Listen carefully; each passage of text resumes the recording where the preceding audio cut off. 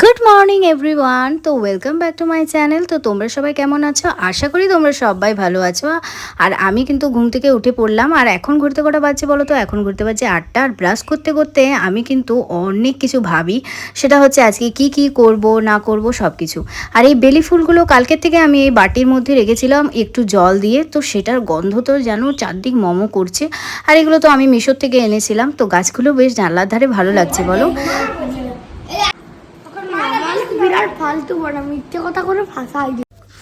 তো ডিঙ্কাদেরকে নিয়ে গিয়েছিলাম আমার বাড়ি। আর ওরা বলছিল যে আম গাছ থেকে একটা আম পারবো। বলো আমগুলো এখনও পাকেনি, পেড়ে দিলে কি হয়? আর এই বছর তো আমের ফলনই হয়নি একদম।